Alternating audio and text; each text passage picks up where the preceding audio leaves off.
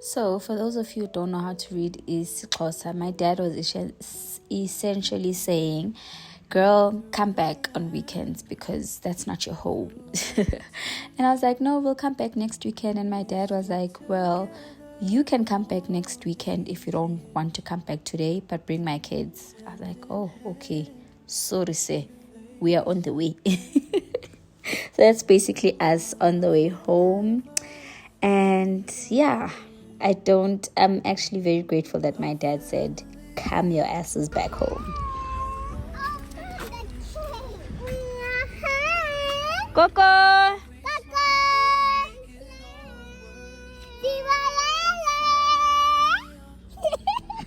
Open it, drama every day.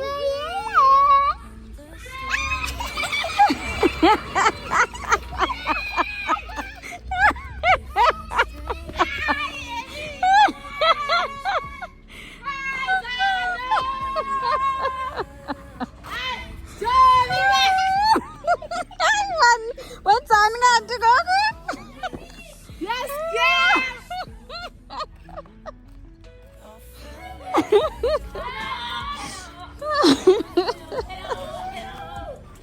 Wow. Sani bonani. Guys, abantwana bami bafuna ukuqhina. Niyabona kanjani? Sizele nje lokho. Njani? Aphila. Qonqo bamagwentshi. Moreni. Ingatha khombani nje guys apha? Guys, ingatha khombani nje apha?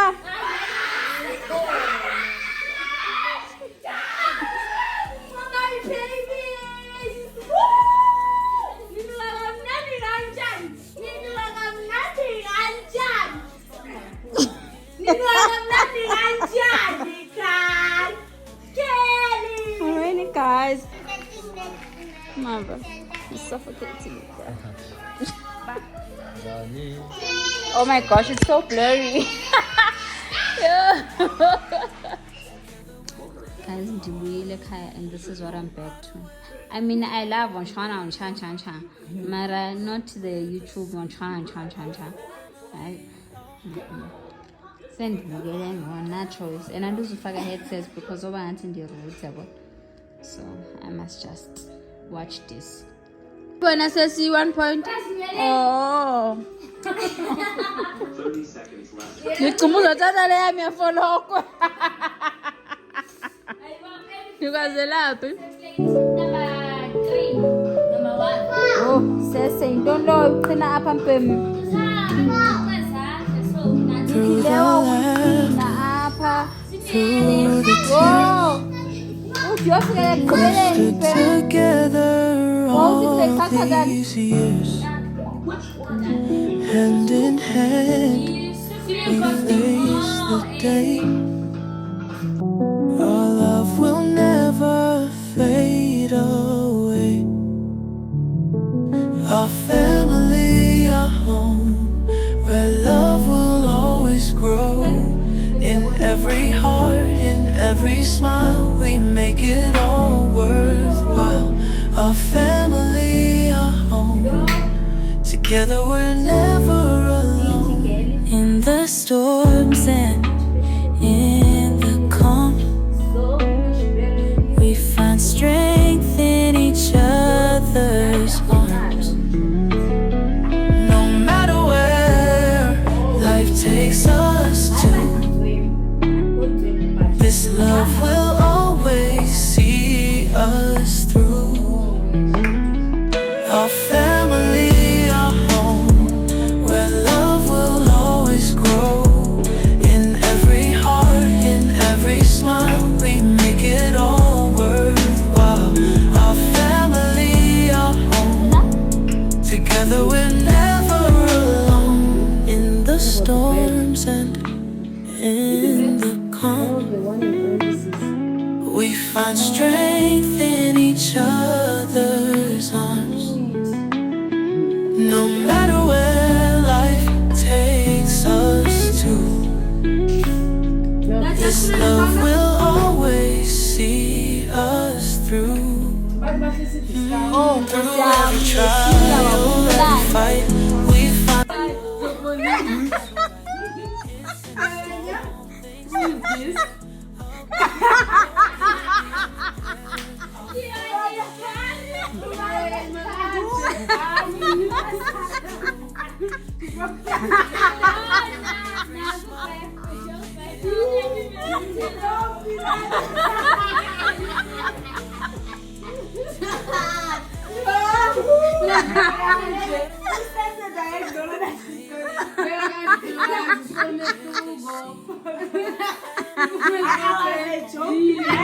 Forever, we're never alone.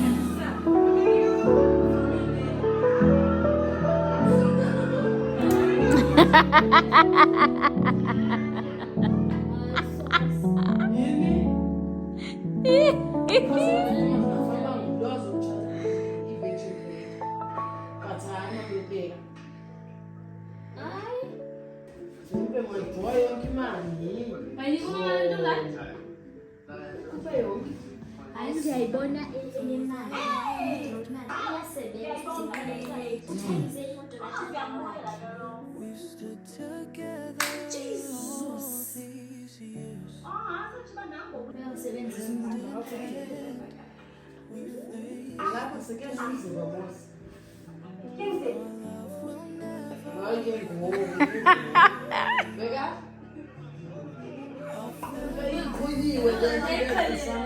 Oh, no, mira que no estresen a chindet.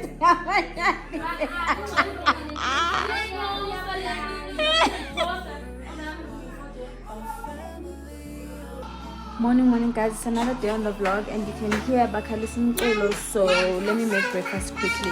I don't want to be copyrighted. Okay, let's do a mini haul first. Yogurts. I think my dad thinks these girls do like yogurts. Where life takes us to, this love will always see us through. Our family, our home, where love will always grow. In every heart, in every smile, we make it all worthwhile. Our family, our home, together we're never. So, my parents did the hair. She's looking at my logo. She's looking pretty and stuff like that.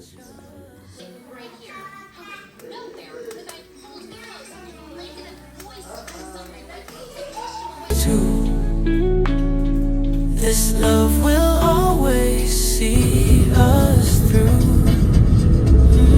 Through every trial, every fight, we find a love that feels so right. It's in the small things that we share, a bond unbroken, beyond compare. Our family. Hello, hi, welcome back to my channel. If you're new here, welcome to us, and if you're regular, I appreciate you so much. My name is Zino and I create lifestyle content in the form of vlogs. Guys, I know this is already the end of the vlog. I know it's so short. I was thinking I had content for you guys, but honestly I realized that I was just catching up with my family. We were just enjoying each other, and yeah, we reconnected. I know 2 weeks feels like it was nothing, but man, we did so much and we spent so much time together, and it felt like how it felt like when I was at home, but now it was just more significant. I have to look at you guys from here. I can't. It just felt more significant because I knew that the next day we would be leaving, and my brother Ukonke helped my daughter Uemisha with homework for school. I'm gonna try and put a picture here for creative arts, and he did something that I honestly don't think I could have done. So I'm very grateful to my dad for being like, girl, that's not your home, come your ass back home. Anyway, so what I actually wanted to come and speak to you guys about is I saw a TikTok. Do you guys hear my washing machine? I think it's overloaded and it's trying to try. Anyway, I saw a TikTok and I shared it with the girls. The girls being Poluko, Mama the Boys, and Lou. Or was it them? No, it was them. It was first Lou who shared it to us. Or I don't know. One of the ladies shared it to us, and then I then sent another video the following day. And it's literally talking about I don't want to use the word, so I'm going to write it down here. It's speaking about that, and it's speaking about how these people are doing it through seeing our kids on social media.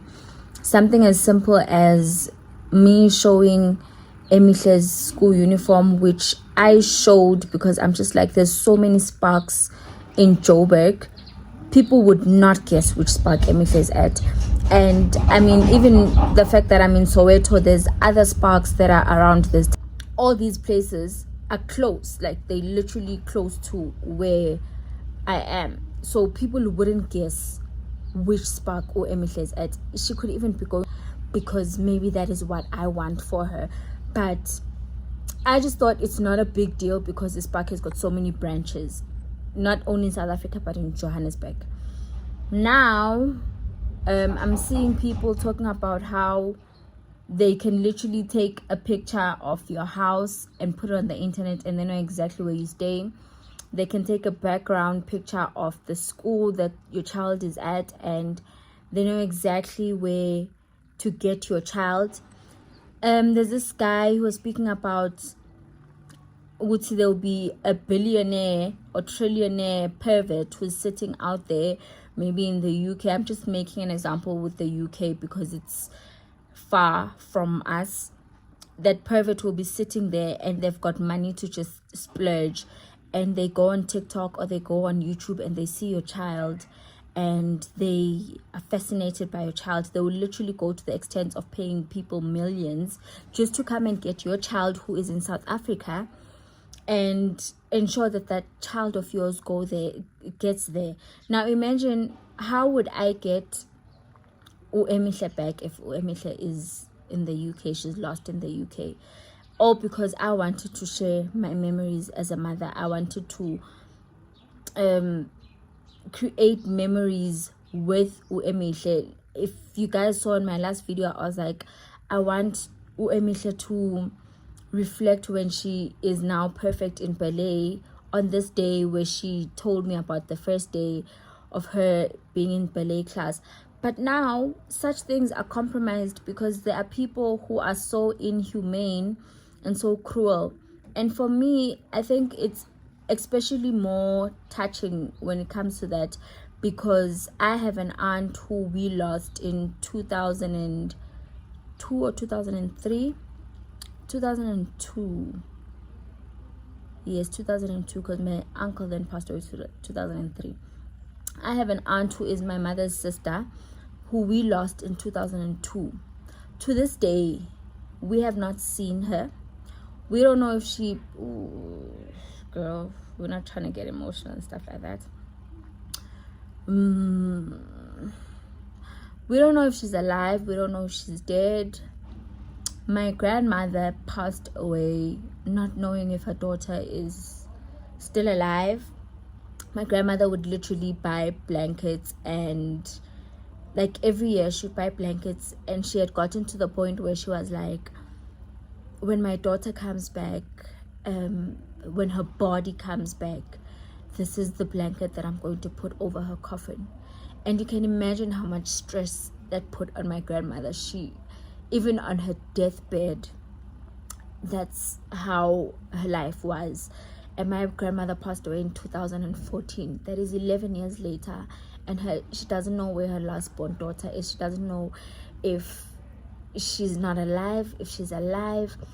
At this point, she was just like, if I can get my daughter's body and bury her and know that this is where I laid her to rest, my heart would be at peace. So now when these things are happening, I then go and I think about myself. I already know what it did to my family, to my mom. Even though my mom doesn't talk about it, but I know what it did to my mom. I know what it did to my uncle, who was the one that comes before my aunt. I know what it did, especially to my grandmother. I witnessed my grandmother literally lose herself and lose her life because all she kept thinking about was umntanam apho akhoyo kaze uyatya, is umntanam okay, you know, all of that stuff. Okay, I'm not trying to okay, so I'm not trying to be getting there, but I'm just like, why are people so cruel? Why do you want to take kids away from their parents? And just to fulfill your dirty fantasies, you're willing to throw away millions. Ooh, guys. Okay, let me pause. I'll be back right now. Okay, so I was saying, you're literally willing to throw away millions that could be helping people who are in need. You could be using that money to do good, but you want to do it to take away someone's joy. You want to do it to torture someone else's child, because basically when you're taking that child, you are torturing their parents.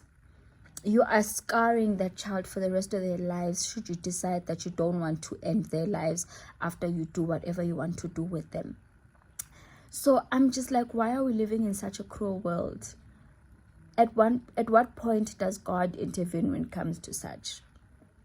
Honestly speaking, at what point does God see it fit to intervene? Because the government is not going to help us. Those secret agents, all of that, they're not going to help us. So now what then happens to us as mothers, as parents? What must we do? In which world are our children supposed to live in and grow freely if such perverts exist? If such perverts just want to use their money to torture our own children. It's not fair, but because we love our kids, we are forced to take decisions that will lead them to be as safe as possible. So you guys seeing Abo Emihle on this vlog was going to be the last time that you guys ever see them on social media, on YouTube. You guys are literally maybe going to see their shadows or their backs. That's going to be it. I know Clantis once spoke about showing your kids on the internet, and I didn't take it too deeply because at that time we were speaking about the monetary value that YouTube puts on mom content creators. Would see you're not gonna get as much money, and I was just like, I don't really care about not getting that much money from YouTube. Of course I want to get paid at some point by YouTube because I love creating content, but I didn't really care that much about how much money I would be getting, as long as I would be creating lifetime memories for my kids. But now I live in fear. I live in fear because in as much as it doesn't happen to a lot of people, it has happened in my family. And I know just how deep it can be. I know that you can literally not find your child again, and I can't imagine my life without my kids. So I can't put my kids at risk just because I want to create content, just because I love creating content. But now my question then becomes, what happens to the mom creators? Does that mean people can't create content? Like, I don't know, guys. What happens to the mom content creators now if their children are at risk just by them putting them on social media? I don't know. I really don't know. But for me and my house, that was the last time you guys are seeing my kids, maybe even my sisters. And it's gonna be Emihle's birthday next week. I want to vlog that, but I don't know how I'm gonna go about vlogging that without showing her, without showing her sister. Yo, I don't know, guys. I don't know. And that just makes content creation so much more difficult, because in as much as I can become a lifestyle vlogger, more than anything, at the heart of it all, I am a mom lifestyle vlog. I'm a single mom lifestyle vlogger. And I can't create that content freely now, because there's someone, or there are people out there who feel that when they've got the access to our kids, they can do whatever they want with our kids. It's not fair, it's not okay, but it's not gonna stop. That's the sad thing, that it's not gonna stop. Instead, it just keeps getting worse and worse. And I'm not saying you guys mustn't show your kids. It's all up to you. Honestly, it's up to you what you do and how you create your content. And maybe sometimes I will also slip up and show our emihle, but I will try my level best to protect my kids. And even though I may not have control over what happens in their lives, I'm going to choose to trust God with their lives also. I'm not saying that the other parents who have lost their kids, like my grandmother, they didn't put their trust in God. They did put their trust in God. And unfortunately, when it comes to that aspect of life, God failed them. I know Christians are going to be like, no, God didn't fail them. But the truth in it all is that God failed my grandmother.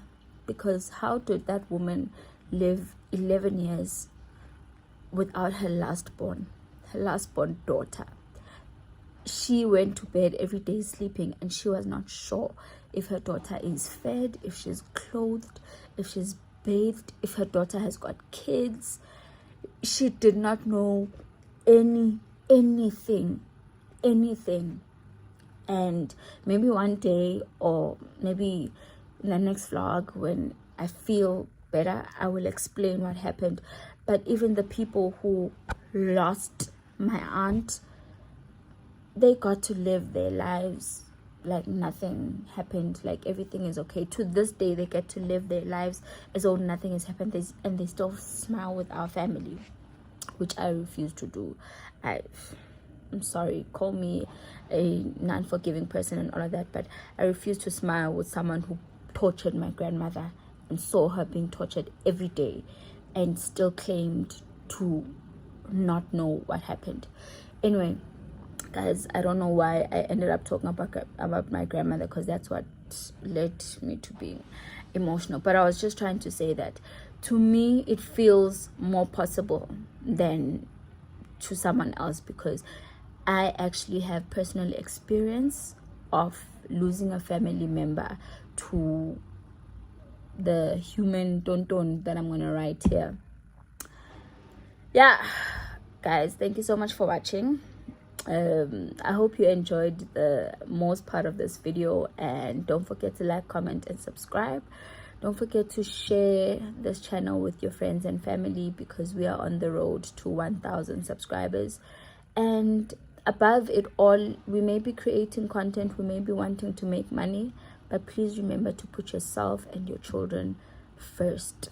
Put yourself, your children, your family above content creation. At the end of the day, it's not worth risking your livelihood or your family's safety. And that is all for me. Bye.